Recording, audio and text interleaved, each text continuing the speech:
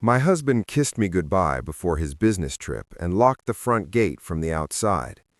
The instant his car vanished around the bend, my stepson, the boy everyone believed was completely paralyzed, suddenly sprang from his wheelchair and switched off the gas stove. He turned, eyes piercing, and whispered urgently, "Don't scream. Dad is trying to burn us alive."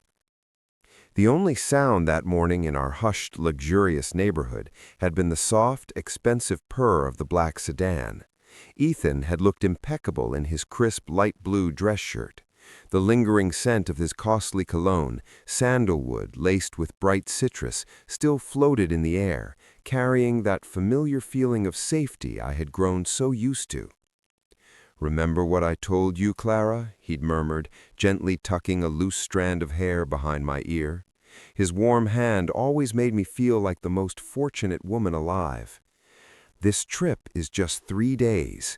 Don't go anywhere. You know Leo's condition makes it impossible to take him out, and I won't have a moment's peace if you leave him alone."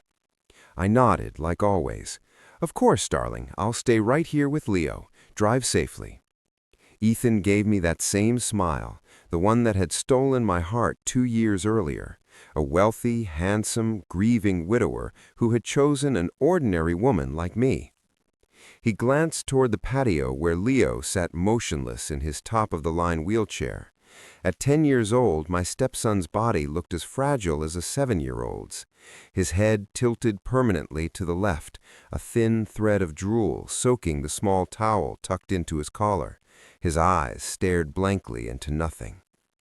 The doctors had been clear: irreversible brain damage from the crash 5 years ago that killed his mother. Total paralysis, no speech, only occasional random blinks. "Take good care of him," he said, voice suddenly thick with sorrow. "He's all I have left of her." "Always, love. I care for Leo like he's my own," I answered, meaning every word. He pressed a long, tender kiss to my forehead, then slid into the driver's seat.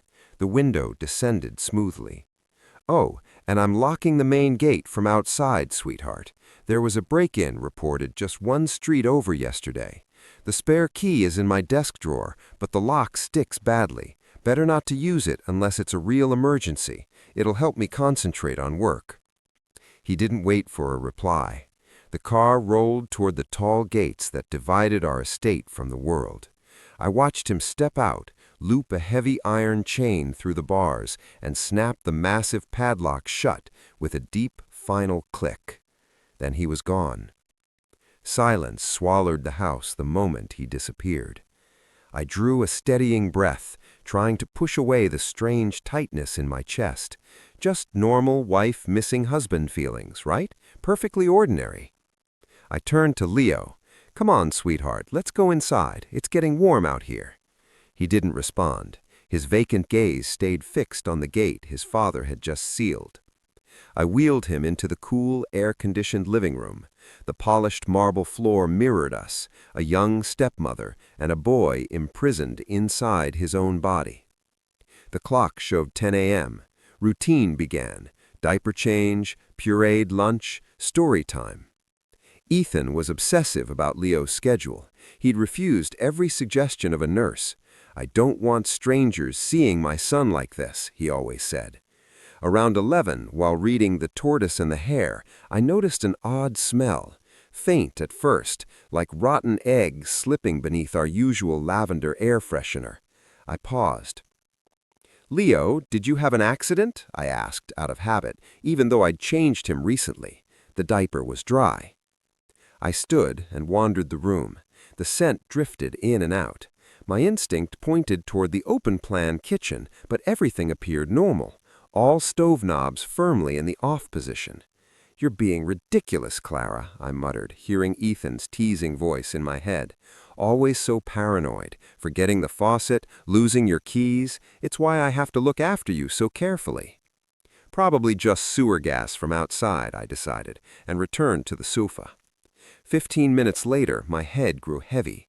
A dull throb started at my right temple and crept behind my eyes. An unnatural drowsiness pulled at me. My eyelids burned, impossibly weighted. Strange, I slept well last night. I glanced at Leo, still silent but different. His hands, usually slack on the armrests, were now clenched into hard little fists. Probably just spasticity, I told myself. The doctor had warned about that. "Mommy's getting a drink, sweetie. I'm thirsty," I said, voice rough in my own ears. I pushed myself up. The floor tilted. Black spots swam across my vision. The smell was no longer faint. It was sharp, bitter, clawing at my nose and throat. This wasn't sewer gas. This was gas. Panic surged up my spine as I lurched toward the kitchen. I had to reach the main valve beneath the stove. My heart slammed against my ribs. Hands shaking, I yanked open the cabinet door. A sinister hiss greeted me. Gas poured out in an invisible cloud, stinging my face. The connection to the line was visibly crooked, loosened, maybe deliberately. Oh, God! I reached for the valve, but the room spun violently. My legs dissolved beneath me. I crumpled to the cold tile. The air in my lungs seemed to disappear. Darkness ate at the edges of my sight. In those final fading seconds, I thought of Leo, still in the living room. I had to save him, but I couldn't move a single finger. I lay helpless, waiting for the explosion or the suffocation, whichever came first. Just before everything went black, I heard the faint, unmistakable squeak of wheelchair wheels. Then came footsteps, not the slow shuffle of uncertainty, but firm, quick, purposeful strides. A shadow fell across my face. Had Ethan returned? I pried my eyelids open just a sliver. The figure crouched over the gas line. A hand moved with swift precision, twisting the valve shut in one decisive turn. The menacing hiss died instantly. The figure straightened and looked down at me. It was Leo. The boy everyone swore was utterly paralyzed now stood above me, gazing with eyes that were icy, keen, and frighteningly intelligent. No trace of drool, no lolling head. His lips parted, and the whispered words that followed turned my blood to ice. "Hold your breath, Mom. Dad didn't forget. He wants us both dead today." Fresh air rushed into my starving lungs, so sudden and harsh it threw me into a brutal coughing spasm. Tears streamed down my face. My chest felt crushed from within, yet the pain was proof I was still alive. I fought to push myself up onto shaking elbows. The scene was dreamlike, impossible. Every large window in the living room and kitchen now stood wide open. A powerful breeze swept through, purging the lethal gas that had nearly claimed me minutes earlier. And there he was, the small boy I had lifted into the bathtub and patiently spoon-fed for 2 years, now balanced on a dining chair. His delicate but deft hands spun the ceiling fan to maximum speed, forcing the air to move faster. Every motion was deliberate, practiced, nothing like the spastic chaos of motor neuron damage. "Leo," I rasped, voice scraped raw. He turned. The vacant stare and slack mouth I knew so well had vanished. His expression was grave, brow creased with a maturity that chilled me more than the marble beneath me. He leaped down from the chair with perfect control and strode to the refrigerator. He retrieved a bottle of cold water, unscrewed the cap, and knelt beside me. "Drink, Mom. Small sips. Don't gulp or you'll vomit," he ordered. His voice was steady, clipped, perfectly clear, no slur, no drool. My trembling fingers closed around the bottle. I stared at him as though he were a specter. Was the gas poisoning my mind? Had I already crossed over, and this was some cruel afterlife vision?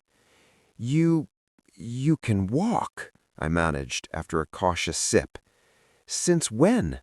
How?" Leo didn't answer at once. He rose, returned to the stove, and came back holding the gas line connector he had just repaired. "Focus on this first, Mom. Questions about my legs can wait. Our lives cannot." He held the fitting inches from my face. Look closely. His small finger traced the metal clamp. This isn't loose from age. See the fresh scratches on the bolt? Someone deliberately loosened it with a flathead screwdriver. And the internal rubber safety seal? It's been removed. I squinted through the lingering haze, struggling to understand. You mean your father forgot to secure it properly? Leo gave a short, bitter snort, a cynical half-smile I had never seen on that innocent face before. Dad never forgets anything, Mom. He's a perfectionist architect. He loses his temper if a single book on his shelf is slightly tilted. Does it really seem plausible that he'd be careless with something that could end both our lives? My heart thundered, no longer from the gas, but from a deeper, colder dread crawling through me. So, he did it on purpose, I breathed. The gas leak, the gate padlocked from outside, every window locked before he left, and he insisted neither of us leave the house, for safety, he said. Leo laid out the evidence like a seasoned investigator. If I were truly paralyzed, as he believes, and you passed out from the fumes, one small spark, the refrigerator's automatic cycle, a light switch, and the whole house would have detonated. Boom! His gaze locked onto mine, unblinking. Everyone would call it a terrible accident, a careless housewife who forgot the stove. Dad would return, weep for the cameras, collect your freshly upgraded life insurance policy, and move on. I shook my head hard, tears spilling freely. Denial was all I had left. No, that's impossible. Ethan loves me, Leo. He's a good husband. He cared for you alone for years before I came into the picture. He didn't care for me, Mom. Leo's voice cracked with barely contained fury. He imprisoned me. He stepped back and looked down at his own feet. I was never paralyzed from that accident. My legs were broken, yes, but they healed completely within a year after my real mother died. That's when I understood. If I appeared healthy, if I seemed clever, I would end up exactly like her. What do you mean? I whispered, horror rising. My mother didn't die in a car accident, Mom. The brakes failed because the line had been cut. I was in the back seat. I saw Dad working under the car before we drove away. I survived. She didn't. Leo drew a slow, steadying breath. From that day forward, I chose to play dead. I became a harmless, helpless shell, because a killer doesn't fear a vegetable, does he? I pressed a hand over my mouth, my whole body trembling. The story was too horrific to accept, yet every scattered fragment in my memory suddenly locked into place. Ethan's smothering protectiveness, his refusal to let me work, the quiet way he had severed me from my friends. A shrill ring of a phone sliced through the heavy silence. My cell phone, resting on the coffee table. The screen glowed with the name that now felt like death itself. My husband. Leo's face drained of color, but his eyes flared with sharp alertness. In an instant he sprinted, truly sprinted, to his wheelchair, vaulted into it, slumped his shoulders, tilted his head left, and let his jaw fall slack. In seconds, the brilliant, cold-eyed child disappeared. Leo was once again the fragile, paralyzed boy the world knew.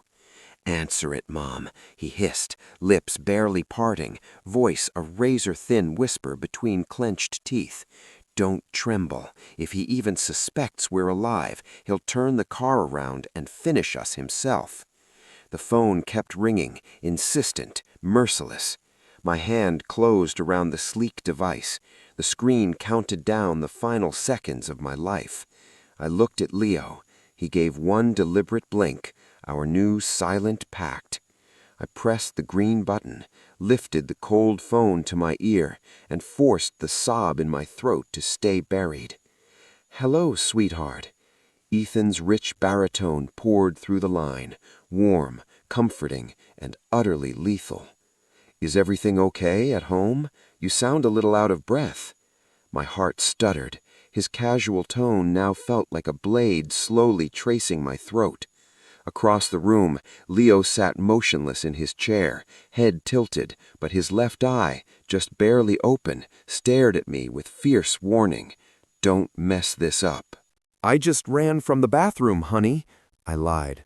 My mind raced for something believable. "I thought I heard a glass shatter. Turns out the neighbor's cat slipped in through the kitchen window." A brief silence stretched across the line. I could almost hear Ethan holding his breath. "A cat?" he asked, voice dipping noticeably. It carried a faint edge of disappointment. "I thought I locked every window. How could a cat get inside? Did you open one, Clara?" It was a trap. If I admitted opening a window, he'd realize the gas had cleared. If I insisted everything stayed closed, he'd wonder why I wasn't already dead. "The latch must have been loose, darling," I answered quickly, channeling the naive Clara he expected. "The wind probably nudged it open just enough, but I closed it right away, don't worry." "Oh, I see," he replied, drawing the words out slowly. "Well, you should rest, and don't forget to check the stove, okay? I have a bad feeling, maybe a leak or something. You know your sense of smell isn't the best with your allergies." Gaslighting. He was carefully laying his alibi. If the police ever found my burned remains, he could swear he'd warned me over the phone, that I'd been the careless one. "Yes, honey, everything's fine. Just focus on your work," I said, lips trembling as I fought back rising nausea. "I love you, Clara." "Love you too, Ethan." The call ended. The phone slipped from my fingers and thudded softly onto the thick carpet. My legs buckled. I sank to the floor, pulled my knees to my chest, and let the tears come, silent, burning streams. "Stop crying, Mom." Leo's firm voice sliced through my collapse. He lifted his head, wiped the false drool from his chin with the back of his hand. He rolled closer and rested a small hand gently on my shoulder. "He's disappointed." "You're still alive," Leo stated plainly.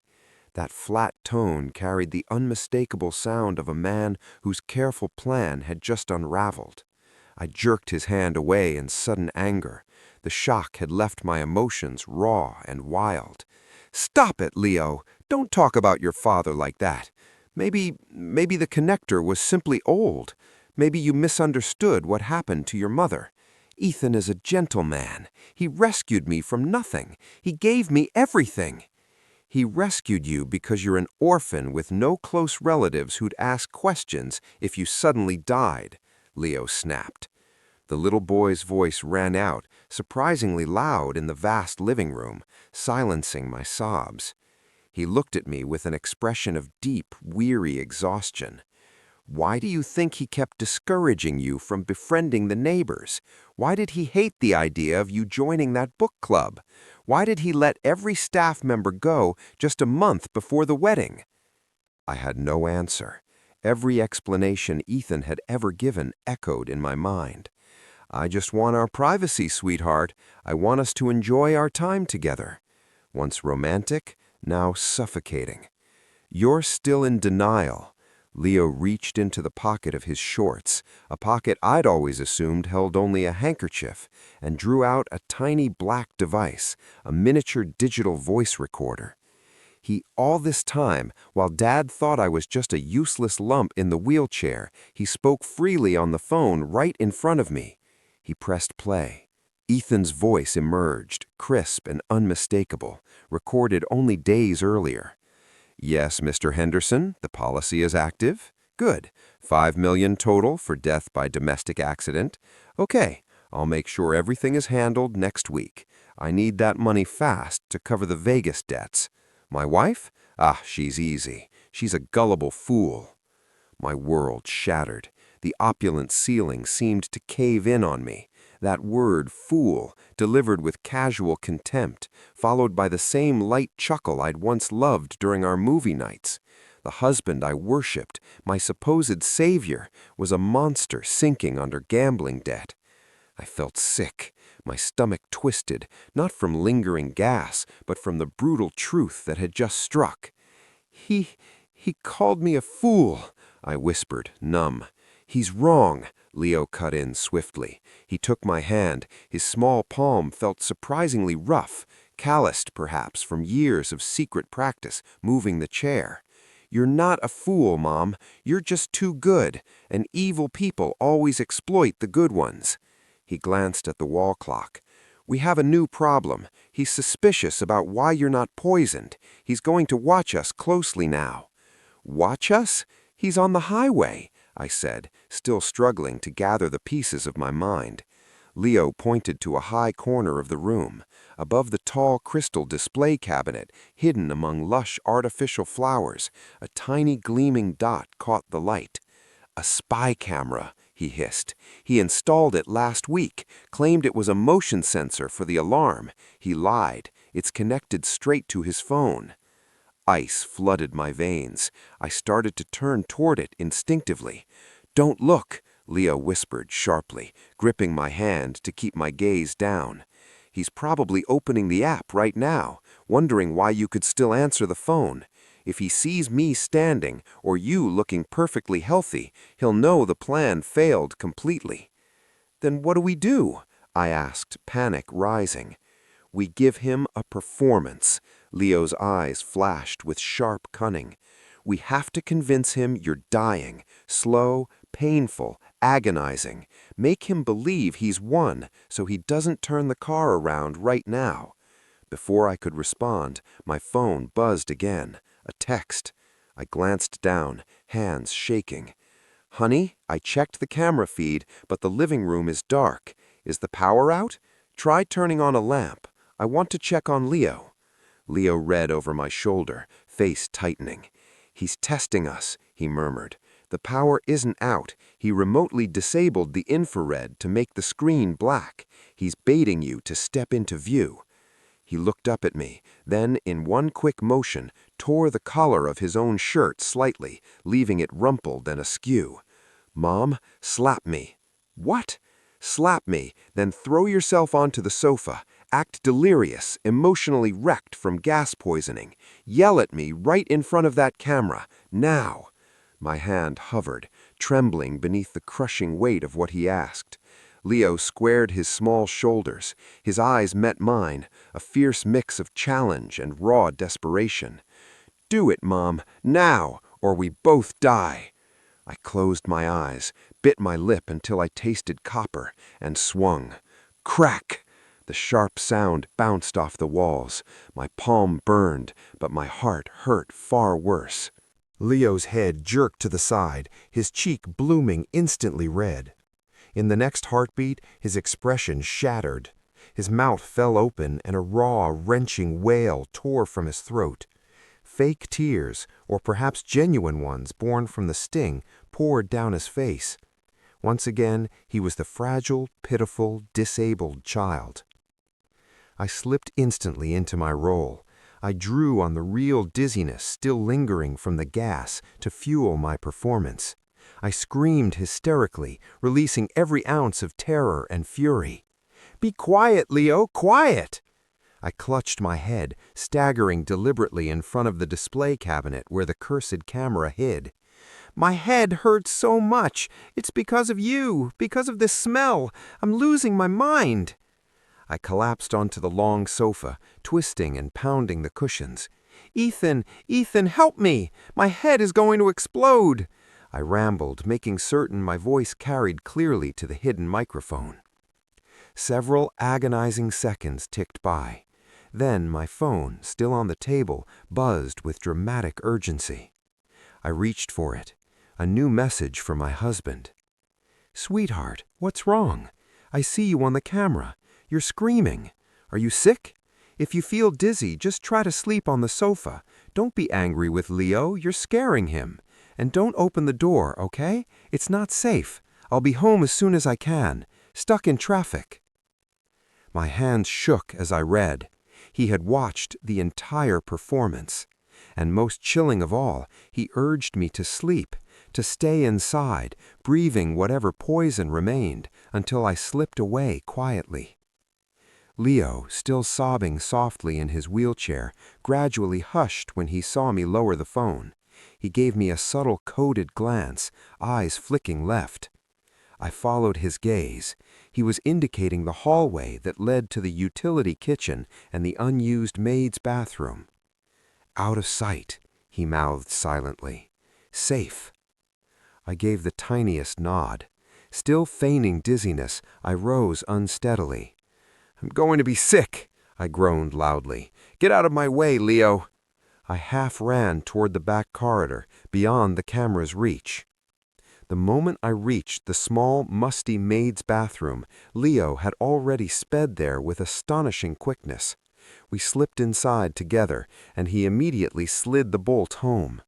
In the cramped 6-by-6-foot space that smelled faintly of mothballs, our masks finally dropped. I slid down beside the dry bathtub, sobbing uncontrollably, but silently. "I'm so sorry, Leo. I'm so sorry I slapped you." Leo ignored the apology. He was already retrieving a slim tablet from a secret compartment he had built behind his wheelchair's backrest. His small fingers danced across the screen. "Save your tears, Mom," he said coolly, though his cheek still glowed from my hand. "You'll need them later. Right now, look at this." He thrust the tablet toward me. "I've been hacking his cloud and mirroring his chats for the past month. I knew he was planning something, but I could never prove it until today. He made a fatal error by leaving data sync enabled on this old tablet." The screen showed a familiar green messaging app, not a work conversation, not a client, an intimate exchange with a contact labeled Jessica, Interior Design.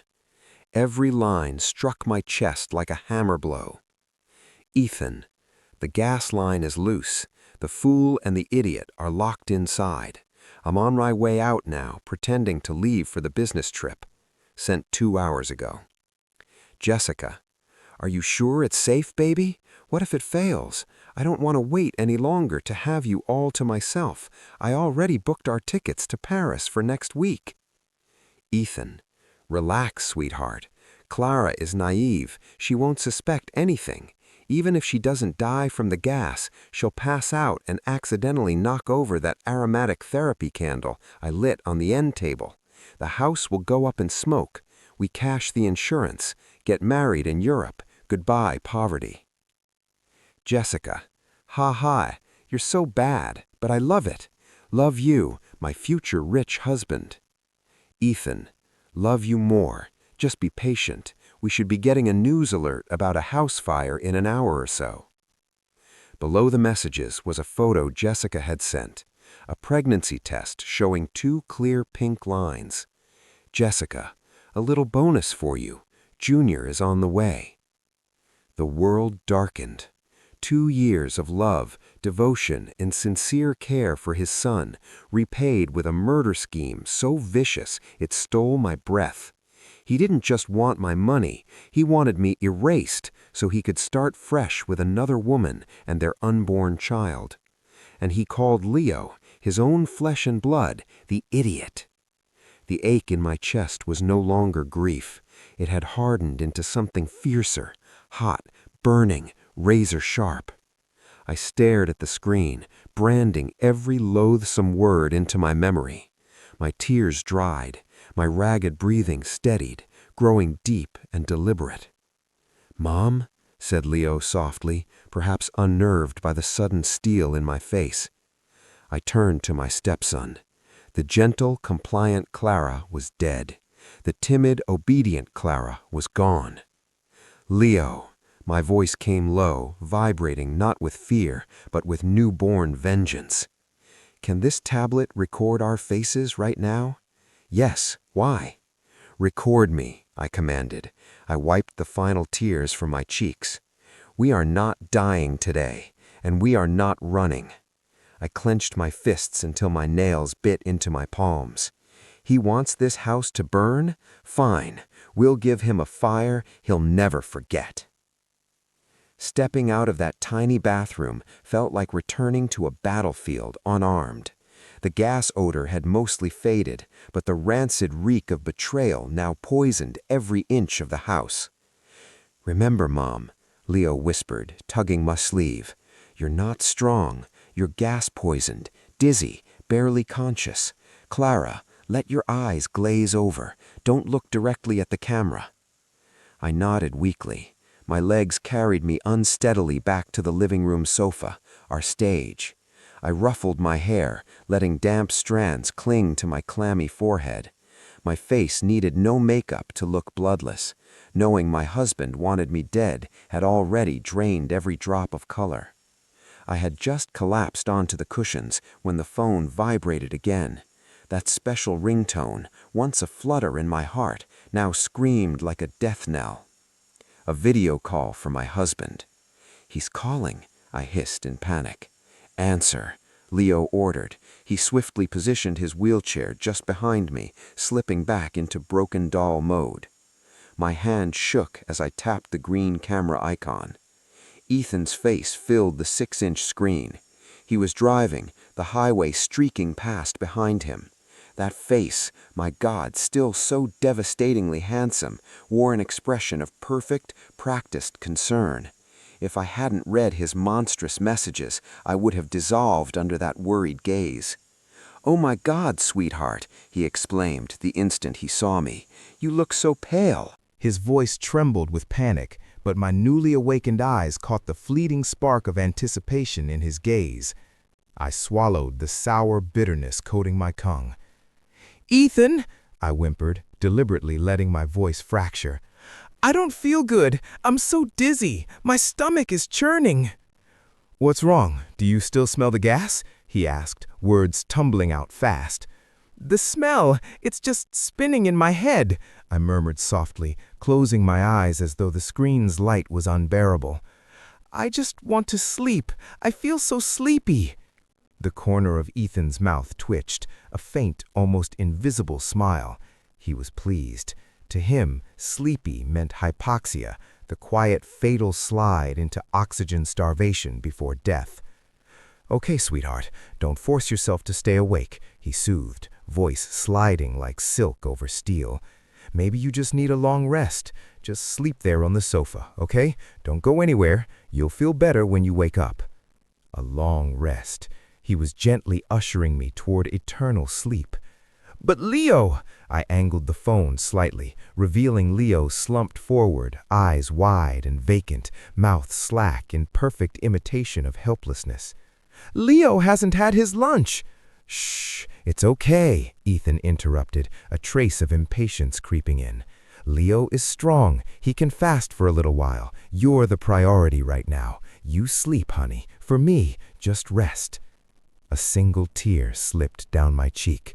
It wasn't performance. It was genuine anguish for the man who had once vowed to love me until death parted us, now coaxing me toward that very end for the sake of his pregnant mistress. "Okay, Ethan, I'll sleep," I whispered, sounding utterly defeated. "Good girl. I love you. Sweet dreams, Clara," he said, his final tender goodbye. The screen went black. The instant the call ended, my composure shattered. I thrust the phone onto a cushion and stumbled to the kitchen sink, retching up nothing but acrid bile. My body convulsed. I felt tainted, revolted by the memory of ever being touched by hands that had orchestrated this nightmare. A heavy, suffocating darkness settled over me. I was alone in this sprawling house, trapped with a child against a monster who controlled every exit. What if our plan collapsed? What if he had contingencies? What if tonight was truly my last? I slid down the kitchen tiles, hugging my knees. Quiet, broken sobs began to escape. "Stop feeling sorry for yourself," Leo's voice returned, not commanding this time, just cold and ruthlessly practical. His wheelchair squeaked as he rolled closer. "You can cry later, when he's rotting in a prison cell. Now get up." I lifted my swollen, tear-streaked face. "I'm scared, Leo. He's my husband. How could he do this?" "Because he's a monster," Leo answered simply. He was already focused on his tablet, small fingers flying across the screen. "I'm tracking his car's GPS through the built-in navigation system. He should be heading farther out on the interstate by now. I struggled to my feet, wiping my mouth with a paper towel. He believed me, right? He told me to sleep. Suddenly, his fingers froze, his eyes widened, the calm mask cracked, replaced by raw, ashen shock. "Leo, what is it?" I asked, the air in the room thickening with dread. Leo swallowed hard. He lifted the tablet, showing me a digital map pierced by a single pulsing red dot. "Mom," Leo's voice quivered for the first time. "This dot, it's Dad's car." I squinted. "So he's far away, right?" "No." Leo shook his head slowly, horror filling his eyes. "He just took the nearest exit, and now he's turning around. He's coming back here." My heart lurched. "He knows," Leo whispered. "Something was off with your acting, or maybe he noticed the back window was slightly ajar in the video. He's not on a business trip anymore." He glanced at the wall clock, then back at me. "He'll be here in 20 minutes, and when he walks in and finds us alive, no fire, he won't bother with gas again. He'll finish it himself." 20 minutes, I choked out. Adrenaline flooded my veins. "We have to run, Leo. We have to get out now. We can climb the back fence, scream for security." "It's useless, Mom," Leo snapped, yanking me back from the edge of panic. "The nearest security post is a half-mile away. The back fence is 10 feet high with barbed wire. And the front gate, you forgot, he chained it shut. We're trapped." I rushed to the front window, peering through the blinds. The heavy iron chain coiled around the black gates like a serpent. We were mice in a cage, waiting for the cat's return. "So we just give up and let him kill us?" I asked, voice cracking with desperation. "No," Leo shook his head. His young face hardened into something fierce and resolute, no longer a child, but a cornered fighter. "No, we don't run. We welcome him." Leo wheeled swiftly toward the media console beneath the television. "Help me move this, Mom. Fast!" I didn't hesitate. With what strength remained, I helped him shove the heavy wooden cabinet aside. Behind it, low on the wall, was a ventilation grate with loosened bars. "Pull it off," Leo ordered. I wrenched the grate free. Tucked inside lay an old fishing tackle box, one Ethan had claimed was lost years earlier. Leo dragged it out. "A little surprise for him," he muttered, flipping the latches. My breath caught. No hooks, no line. Inside, a small hammer, a rusty cutter, a bottle of homemade pepper spray brewed from chili extract, and most shockingly, a black handheld stun gun. "Where did you get this?" I whispered, horrified. "It's Dad's. He bought it for self-defense and kept it in the car. I stole it 6 months ago when he was drunk. He thinks he lost it at the car wash," Leo explained rapidly, testing the device. A sharp bzzz cracked the air as blue arcs danced between the prongs. "Battery's full." He pressed the stun gun into my palm. "Take this, Mom. This is your only chance. When he gets close, don't hesitate. Press it against his neck. Hold the button until he drops." I gripped the cold weapon, hand trembling. The thought of electrocuting the man who once held me every night twisted my stomach. But the memory of his messages, his plan to burn us alive, burned away the doubt. "Now listen to the plan," Leo said, his eyes gleaming with precision. "We can't attack in the living room. The camera's there. He'll check the feed from his car before he even steps inside to see where we are. So we hide in the blind spot. The maid's bathroom is too small. We'll use the pantry under the stairs. It's dark, cramped, and completely out of camera range." "But what if he doesn't go there?" "He will." Leo's smile was grim and clever. "Because I'm going to leave my wheelchair right in front of the pantry door. He'll think I fell out and crawled inside, or that you dragged me in there to hide." The idea was brilliant and insane. We moved like a trained unit. We straightened the living room just enough to appear undisturbed. Then, Leo climbed out of his wheelchair. Together we shoved the empty wheelchair until it toppled dramatically in front of the slightly ajar pantry door, staging the perfect illusion of chaos. Then Leo and I melted into the pantry's shadows, crouching low behind the kitchen island amid towers of canned goods. My breaths came in harsh, uneven bursts. Leo seized my hand. His palm felt icy and slick.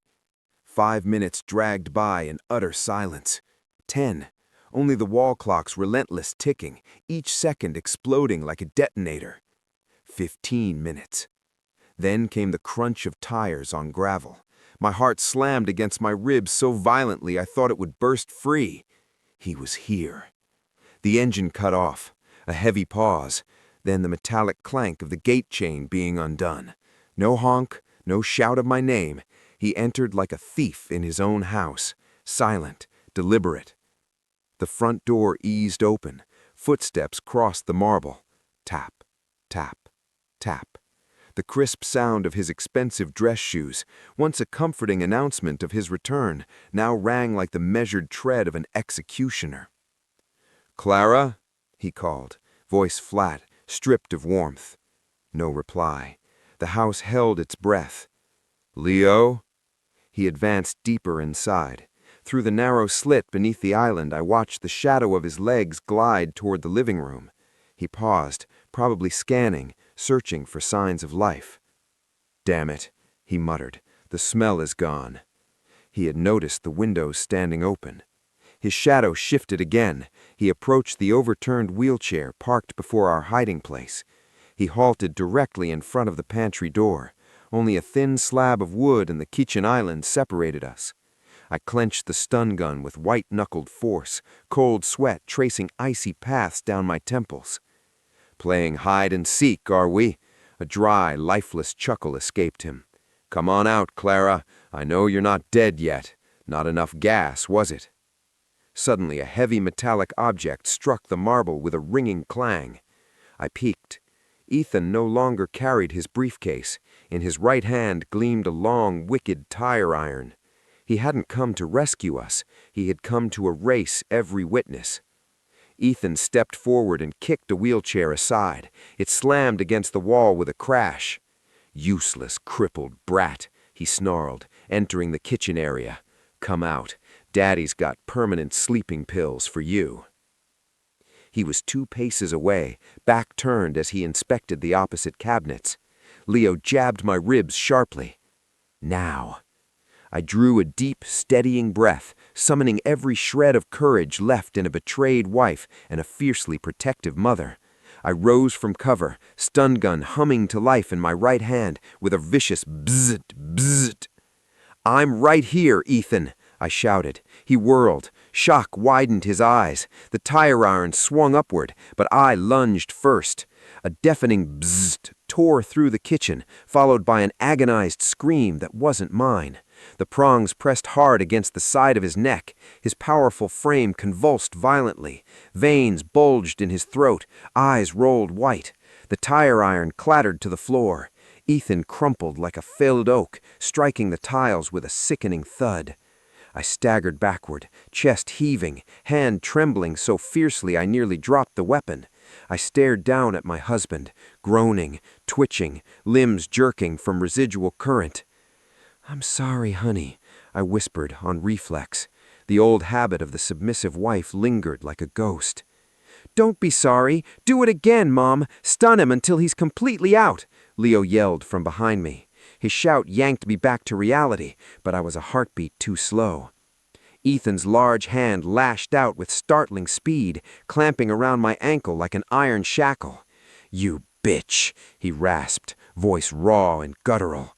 He yanked. My balance vanished. I fell backward. The back of my skull cracked against unforgiving tile. Stars detonated across my vision. The stun gun spun from my grasp, sliding far beyond reach. Ethan hauled himself up, still swaying, face twisted in savage fury. Murder blazed in his eyes as he crawled toward me, fingers stretching for my throat. "You die now, Clara." I squeezed my eyes shut, throwing up my hands in futile defense. Then came the sharp hiss of aerosol spray, followed instantly by a searing, spicy cloud. "Rah! My eyes!" Ethan shrieked, releasing my ankle and thrashing across the floor, clawing at his face. Leo stood resolute, gripping the repurposed perfume bottle now loaded with his homemade chili extract.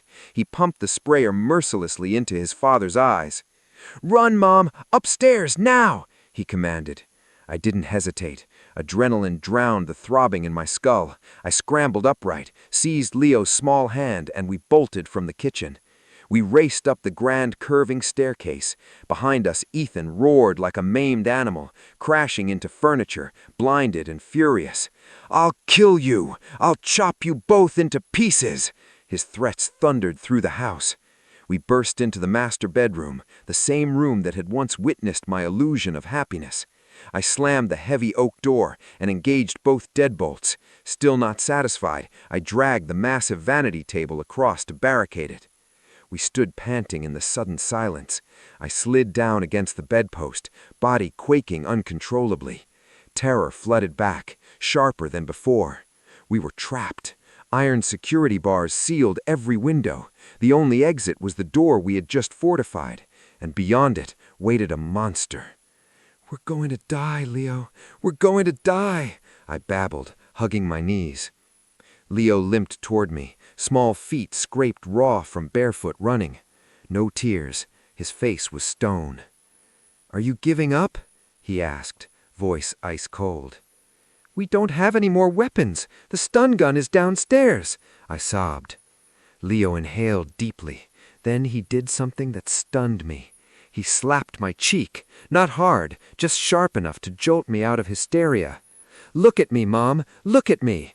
I met the gaze of the 10-year-old boy whose eyes carried years of vengeance for his mother's murder. "The whimpering Clara you used to be needs to die tonight. If you're still that weak woman hoping for pity, then we both die here. Dad won't stop. He saw my legs. He knows you know his plan." "There's no going back," Leo pointed at the barricaded door. "That is not your husband anymore. That is a stranger who wants your money. That is the man who called you a gullible fool to his mistress. Are you going to let him be right? Are you going to let him burn you like trash?" His words struck a match inside me. The icy terror gradually transformed into a fierce, blazing inferno. The venomous texts between Ethan and Jessica flashed through my mind once more. Clara is naive. She's a gullible fool. I rose slowly, wiping the last tears away with the back of my hand in one final, decisive motion. I crossed to the tall mirror on the wardrobe.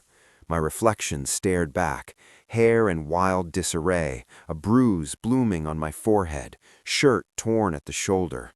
But my eyes were no longer gentle. I was no longer the orphan Clara, starving for affection.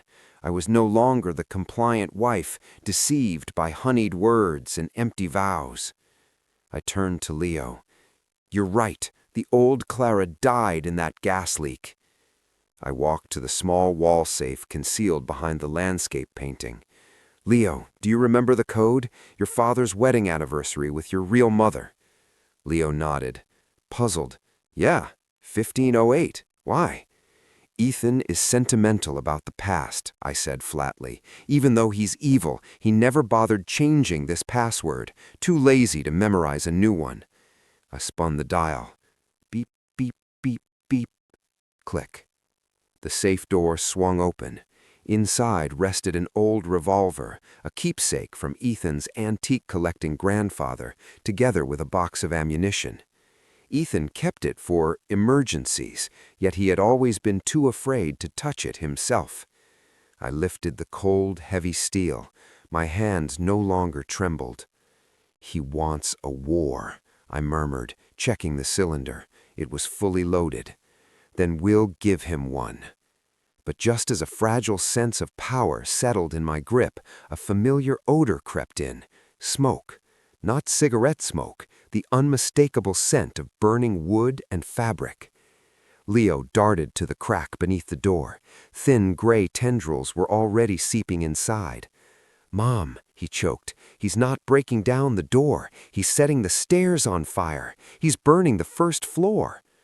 From below came Ethan's voice, a deranged laugh broken by coughing. "Come out or get baked! Your choice, you little rats!" Heat began radiating upward through the floorboards. We were trapped on the second floor of a house in flames, with a psychopath guarding the only escape. I looked at the revolver in my hand, then at Leo, then at the iron-barred window. "Leo," I said with eerie calm, "get the thick comforter from the closet. Soak it in the bathroom, now." "What's the plan, Mom?" I cocked the revolver. "We are not going to burn to death. We're going to break through that fire. And if he stands in our way," I stared at the door, now radiating warmth, "I'm going to blow his head off." Heat. That single word now defined the master bedroom. The air was no longer breathable oxygen. It was a scorching vapor that seared the lungs and blistered the skin. The thick oak door felt like a furnace door under my palm, proof the flames were clawing closer. Leo returned from the bathroom, drenched. He dragged the heavy, sodden comforter behind him, leaving a glistening trail across the floor. "Use this, Mom," he said, voice stripped of fear, sharpened by focus. He draped the waterlogged blanket over my head and shoulders. "Cover your nose. Don't breathe the smoke. Stay low. The cleanest air is near the floor." I nodded, fingers tight around the revolver. The cold metal contrasted sharply with my slick, sweating palm. I had never fired a gun in my life. "Leo," I called before we moved. I knelt to his level. "If I fail, if I can't pull the trigger, you run. Don't wait for me." Leo placed his small, wet hands on my cheeks. "You won't fail. Picture his face when he called you a fool. Picture his face when he loosened that gas line. You're not pulling the trigger to kill. You're pulling it to live." I drew one last deep breath of the dwindling oxygen and gave him a resolute nod. We advanced to the door. I shoved the vanity table aside. On Leo's whispered count of 3, I turned the lock and pushed. Whoosh! Thick black smoke surged in like a living beast. My eyes stung instantly, vision blurred. I began to cough, but smothered it by pressing the soaked fabric to my face. "Down!" Leo rasped. We dropped to the floor and crawled out. The second-floor hallway had become a narrow inferno. The luxurious runner carpet near the stairs blazed. Flames devoured the wallpaper. Cracking wood and shattering glass filled the air. But the most terrifying thing wasn't the fire. It was the silence from below. Ethan had stopped shouting. He was waiting, patient, predatory, for the smoke to drive his prey into the open. I peered through the balusters. My pulse thundered louder than the flames. There, at the foot of the stairs, stood Ethan amid the haze. The tire iron was gone. In his right hand now gleamed a large butcher knife, the one from the premium set I had gifted him on his birthday. He stood motionless, eyes locked on the top of the stairs, waiting for our silhouettes to emerge. He coughed, rubbing his still red, swollen eyes from the pepper spray, but he didn't budge. He was blocking the only path out. "He's downstairs," I whispered to Leo. "He has a knife. We can't go down the stairs." "He has the reach," he whispered back. "If you miss your shot, he'll be on us before you can fire again."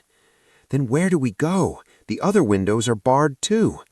Leo scanned the hallway. His gaze settled on the massive crystal chandelier suspended over the foyer, directly over where Ethan waited.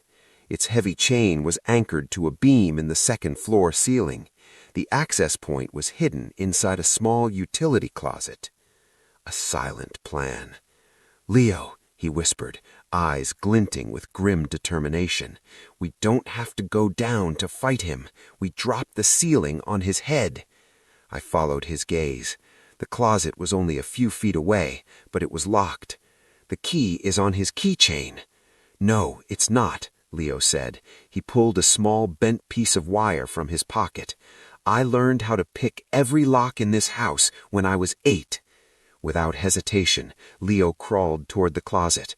The smoke thickened. My lungs burned. I aimed the revolver downward through the railing, trying to keep a sight on Ethan's head or chest, but the haze turned everything ghostly and indistinct. Click. The closet door swung open. Inside lay the base of the massive iron chain that supported the 100-pound crystal chandelier. It was secured to a steel bolt with a large rusted nut. "The nut is rusted," Leo hissed. "I need a tool."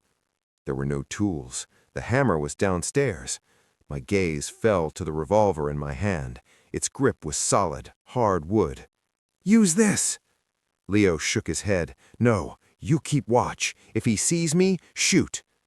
He snatched a small brass statue from the hallway console table and began pounding the corroded nut. Tang, tang. The metallic clangs rang out. Downstairs, Ethan's head snapped upward. "Well, well, the little rats are redecorating before they die," he shouted, voice thick with mockery. "What are you doing in there, hiding in a closet?" He started up the stairs. 1 step, 2. "Leo, he's coming up!" I cried, panic rising. "Almost there," Leo grunted, hammering with desperate force. Tang, tang. Ethan quickened his pace. His face, a grotesque mask of minor burns, swollen eyes, and a deranged grin, gleamed in the firelight. The butcher knife flashed. "Daddy's coming, Leo Bear," he sang in a chilling, sing-song tone. He was halfway up, only 15 feet away. I had no choice. I threw off the sodden blanket, rose, and leveled the revolver at his chest. "Stop, or I'll shoot!" I screamed. Ethan halted. He eyed the gun, then let out a low, condescending laugh. "You shoot me?" He shook his head. "Clara, Clara, you tremble just holding a kitchen knife. You really think you have the guts to pull that trigger? That's my grandfather's antique, 10-pound trigger pull. Your delicate little fingers will snap before a bullet ever comes out." He took another step. "Now give me the gun. Stop playing games." Bluff, his final manipulation, and damn him, my hands shook violently. Doubt wormed in. Could I truly kill someone? "Leo, hurry!" I shouted without looking away. "It's loose!" Leo cried. At the same instant, a sharp crack split the air. Not a gunshot, but the sound of the steel bolt giving way. The chain went slack. Ethan's gaze jerked upward as a deep, ominous rumble rolled from above. Gravity seized control. The massive chandelier plunged. It didn't strike Ethan directly. He was too far up the stairs, but it smashed into the base of the staircase with cataclysmic force. Crash! A violent explosion of razor-sharp crystal shards erupted like shrapnel. The impact sent a brutal shockwave through the fire-weakened wooden structure. The staircase couldn't withstand it. "What the—" He never finished. Crack! Crack! Rumble. The section beneath him disintegrated. Charred wood splintered. He plummeted into the blazing pit below. "Arr!" His scream was swallowed by the roar as his body struck the burning debris on the ground floor. I stared, frozen, at the gaping maw now torn through the center of the stairs. Smoke billowed upward. "We did it!" I gasped, incredulous. "Not yet," Leo said, gripping my arm. "The stairs are gone. We're trapped on the 2nd floor, and the fire is spreading up the hall." He was right. The alteration in airflow had sent flames licking hungrily through the hole. We couldn't descend. We couldn't retreat. We were completely cut off. Suddenly, from the far end of the hall, near the back balcony we had never considered, came the shattering of glass. Crash! Then a commanding voice boomed. "Police! Don't move!"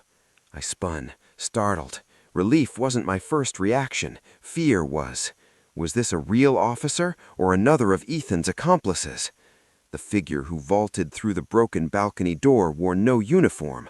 Black leather jacket, face mask, tactical rifle aimed straight at me. "Drop the weapon, ma'am, now." "Don't shoot! She's with me! They're backup!" Leo's shout sliced through the tense standoff, his small voice ringing with unshakable authority. I nearly dropped the gun in shock. The man lowered his rifle slightly, sharp eyes flicking between Leo and me. He raised one hand, revealing a police badge dangling on a chain around his neck. Ma'am, Leo sent an SOS with real-time location to our cybercrime unit 10 minutes ago. Drop the weapon. We're here to get you out. My knees buckled. Relief crashed over me so violently I nearly fainted. The antique revolver slipped from my fingers and thudded onto the scorching floorboards. This way, now. The ceiling is about to collapse, the officer ordered. He scooped Leo up with one arm, seized my wrist with the other, and pulled us toward the wide back balcony. The cold night air struck my face like salvation after the furnace inside. Below, the yard was a pulsing sea of red and blue lights. Fire trucks, police cruisers, ambulances crowded the lawn. Sirens wailed in frantic harmony with the roar of the blaze. "Down the emergency ladder," the officer commanded, pointing to the foldable ladder the fire department had already deployed. With what little strength remained, I descended the metal rungs. My legs trembled, but survival drove me forward. The instant my feet touched the cool, damp grass, paramedics swarmed, enveloping Leo and me in orange thermal blankets. "Are you injured, ma'am?" a nurse asked, gently probing the bruise on my forehead. I could only shake my head, eyes fixed on the front of my burning home. My dream house, my prison, was being devoured by flames. Neighbors clustered behind yellow police tape, faces etched with shock and horror. "It's Mrs. Miller! She's safe! Oh my God, what a fire! Where's her husband? Where's Mr. Miller?" The question received the most horrifying answer imaginable. From the flaming maw of the front door, a figure staggered out. At first he crawled, then he forced himself upright, dragging one leg. Ethan's once immaculate clothes were charred rags fused to blistered skin. The handsome face he had prized was now a blackened, ruined mask. He looked like a corpse risen from hell. It was Ethan. He had survived the fall, but at a terrible cost. "Clara!" His scream held no pain, only pure, terrifying rage. He spotted me beside the ambulance. A surge of mad adrenaline propelled him forward, ignoring wounds and the ring of police officers. He lurched towards me, still clutching the soot-blackened butcher knife. "Freeze! Drop the weapon!" A dozen officers shouted in unison, weapons trained on Ethan. Ethan ignored them. His bloodshot, swollen eyes were fixed solely on me. "You ruined everything! My insurance! My life! You cursed woman!" He roared for the entire neighborhood to hear. "You were supposed to die quietly. You were supposed to burn with that crippled brat." Gasps rippled through the crowd. The scene dissolved into chaos. Leo, perched on the ambulance bumper, suddenly leapt down. No pretense now. He walked, head high, straight through the line of officers and planted himself in front of me, spreading his small arms wide to shield me. Ethan froze mid-stride. His jaw fell open. The knife wavered. "You?" Ethan choked out. "You can walk," Leo said, staring straight at his father, chin lifted high. There was no trace of fear in his gaze, only deep, unwavering disgust. "I can walk, Dad," he declared, voice clear and resonant, cutting through the wail of sirens. "I can run, I can talk, and I can record every detail of your murder plots." Leo raised his tablet. The screen glowed brightly, wirelessly linked to the powerful speakers of the nearby cybercrime unit van, a clever detail he must have arranged in his desperate SOS. The damning recording of Ethan and Jessica's conversation exploded across the entire neighborhood. "Clara is naive. She won't suspect a thing. Even if she doesn't die from the gas, we cash the insurance, get married in Europe, goodbye poverty." A stunned silence descended. The yard went deathly quiet. Neighbors' faces shifted from sympathy to revulsion in an instant. Ethan staggered backward, his ashen complexion stark beneath the burns. His carefully guarded secret lay exposed for the world to judge. He was no longer the respected architect. He was a monster. He turned to me, eyes pleading for the first time. "Clara, honey, that was just a joke." I stepped forward past Leo and met the gaze of the man I had once loved. "Don't call me honey," I said, voice low and razor-sharp. "The fool you married perished in that fire. The woman standing here is the witness who will ensure you rot in prison for the rest of your miserable life." "No, no!" Ethan screamed. He raised the knife in one final desperate lunge. Bang! A police warning shot cracked the air, but it was instantly overwhelmed by a far greater roar. Boom! The main gas line in the kitchen, the very source of the nightmare, finally surrendered to the inferno. A colossal explosion ripped through the rear of the house. The shockwave slammed into Ethan's back, hurling him face first into the mud at an officer's boots. Every remaining window shattered. The roof caved inward, sending a towering pillar of flame into the night sky. The house was gone. Ethan was seized at once, a heavy police boot pinning him down, while cold steel cuffs snapped around his blistered wrists. I watched impassively as my husband was dragged away like a rabid animal. He twisted once, looking back at me with eyes that were empty, broken, utterly defeated.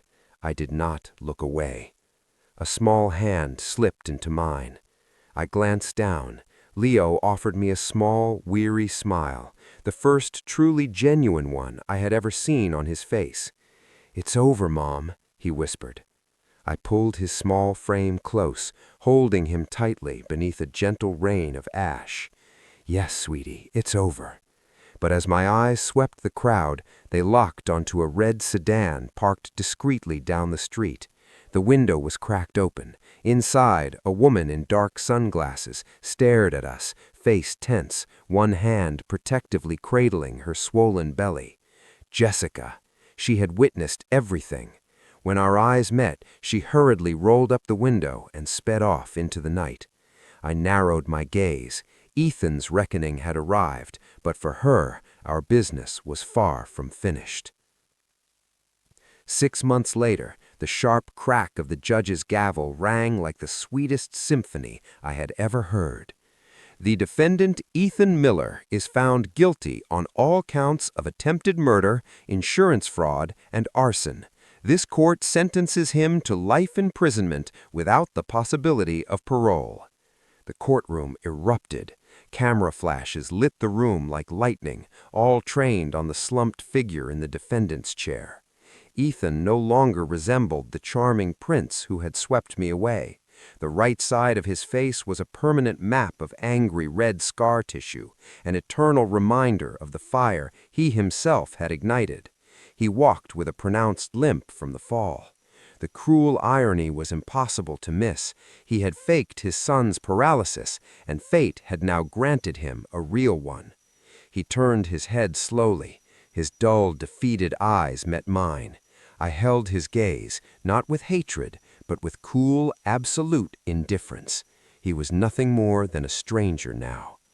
Beside me, Leo sat straight-backed in a crisp little suit, feet firmly on the floor. He squeezed my hand as bailiffs moved to escort his father away.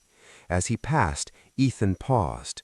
"Clara," he rasped, voice broken, "take care of Leo." I offered the smallest, most merciless smile. "I was always going to. I'm his mother, his real mother, not just some fool you married." Ethan bowed his head as he was led toward the hell of his own making. We stepped into the courthouse lobby. Reporters parted like a sea. Approaching from the opposite direction, 2 female officers escorted a pregnant woman in an orange jumpsuit. Jessica. Her digital trail had betrayed her. Charged as an accomplice to attempted murder, her accounts frozen, her luxury condo seized. We stopped face to face. She looked up, every trace of arrogance gone. Her gaze darted from her belly to my face, pleading. "Mrs. Miller," she sobbed, "please help me. Ethan made me do it. This baby is innocent. Please retract your testimony." I studied her carefully. The old Clara might have felt pity, but I remembered her laughter in those messages. I remembered her waiting eagerly for news of my death. I leaned in close, whispering so only she could hear. The baby is innocent, Jessica, but its mother is a greedy monster. Enjoy your pregnancy in prison, and don't worry, karma never delivers to the wrong address. Your ticket to Paris may have expired, but I'm sure there's a permanent seat waiting for you on a prison bus. Jessica collapsed into sobs as the officers pulled her away. I straightened my purse, took Leo's hand, and walked out into the warm afternoon sun. A month later, a cool evening breeze drifted across the patio of our new home. It wasn't a mansion, just a cozy single-story house in a peaceful suburb, purchased with the last of my pre-marriage savings. In the front yard, Leo chased a golden retriever puppy we had just adopted. His laughter rang pure and vibrant. Watching him run and leap still brought tears to my eyes. "Mom, look!" he shouted, waving. "Bonnie can catch the ball." "That's great, sweetie," I called, giving him a thumbs up. He ran over, face flushed, and sat beside me on the bench. "What are we celebrating tonight?" I lifted a large manila envelope from the table. Inside, a new birth certificate and the court decree granting full adoption and custody. Leo's last name was no longer Miller. He now carried mine, the name we had chosen together. "This," I said, showing him the papers, "means that as of today, you are officially and legally my son. No step, no other guardians, just us." Leo read his new name. His lip quivered. The genius boy who hacked security systems and improvised weapons suddenly became just a little boy again. He threw his arms around me, hugging so tightly I could scarcely breathe. "Thank you, Mom," he sobbed into my shoulder. "Thank you for not dying that day." I stroked his hair gently. "I should be thanking you, sweetie. You're the one who saved me. You woke me up." My phone buzzed on the table, a news alert. "Inmate Ethan Miller found dead in cell. Apparent suicide." I stared at the headline. Leo noticed my expression and read the screen. Silence. I drew a long, steady breath, then slowly turned the phone face down. No tears, no sorrow, just the quiet closing of a very dark chapter. "Come on inside, Leo," I said, rising and extending my hand. "Bonnie is hungry, and I'm making your favorite chicken soup." He looked up at me and broke into a wide, radiant smile. "You got it, Mom, and I promise no more broken locks in this house." We walked into our warm, bright home, closing the door on a shadowed past and stepping fully into a new life that was at last truly ours.